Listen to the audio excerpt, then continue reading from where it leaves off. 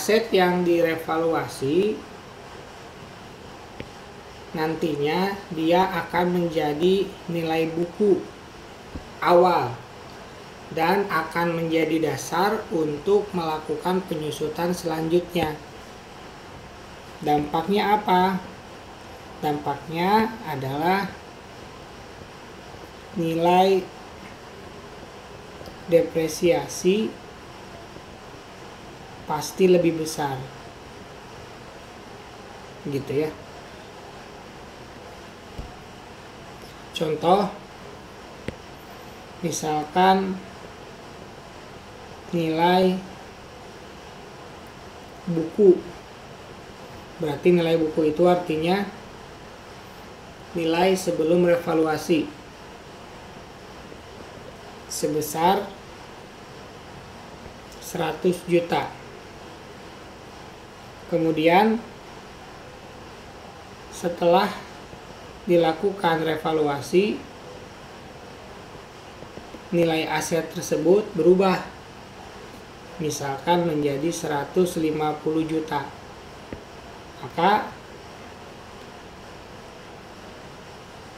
nilai buku itu depresiasinya kecil, sedangkan nilai revaluasi itu depresiasi besar. Dalam hal pajak tentu kita menginginkan biayanya besar sehingga labanya menjadi kecil. Kemudian kita lanjutkan tentang fungsi dari revaluasi aset. Yang pertama, revaluasi aset itu akan menghasilkan nilai yang mendekati harga pokok yang wajar, atau biasanya kita gunakan atau mendekati dengan harga pasar. Fungsi yang kedua, meringankan kewajiban perpajakan. Kenapa? Karena dengan revaluasi aset ini mengakibatkan biaya menjadi besar. Ya, kita berikan contoh. Misalkan sebelum revaluasi. Sebelum revaluasi itu kita punya sales 1000, kemudian depresiasi 200, maka laba sebelum pajaknya 800. Adapun setelah evaluasi itu salesnya tetap 1000, tapi depresiasinya menjadi lebih besar, misalkan 400, jadi labanya 600. Maka diantara dua laba ini yang lebih menguntungkan di sisi pajak adalah yang 600 karena pajaknya lebih kecil. Kemudian yang ketiga, fungsinya adalah meningkatkan struktur modal sendiri. Kenapa? Karena nilai aset kita menjadi lebih tinggi, berakibat pada debt to equity ratio atau DER itu menjadi membaik. Membaik di sini yang disebut DER itu harus di bawah 1 hasilnya itu, atau di bawah 100%. Semakin jauh dengan 100% ya, lebih bawah, maka semakin baik. Caranya gimana? Caranya ada dua. Yang pertama, caranya itu meningkatkan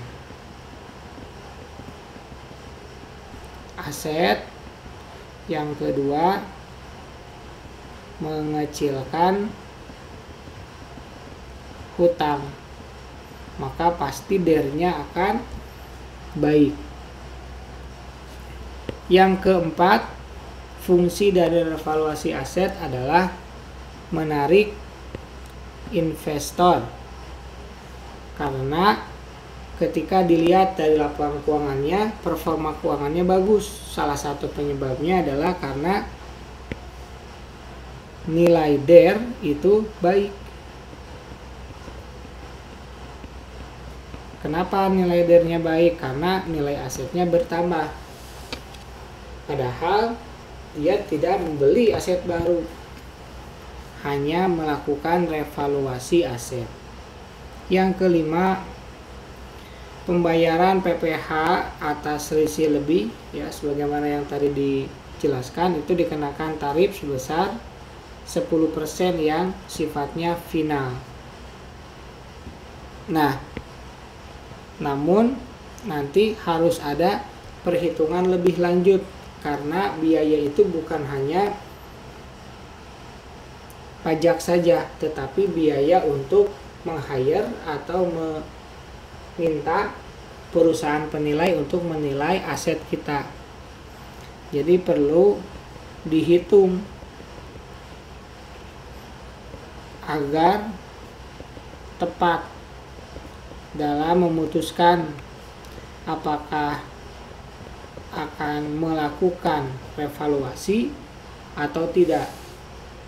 Kemudian yang keenam, yaitu ketika melakukan merger, ya, menyatukan satu perusahaan atau lebih, ya. Arti dari merger itu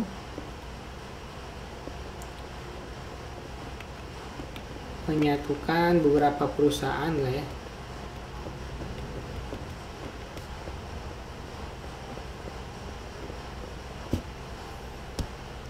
Kemudian pada saat merger itu nanti asetnya itu akan menjadi nilai aset yang sesungguhnya atau wajar. Makanya nanti si yang punya aset, ya, yang punya aset tidak dirugikan. Kenapa?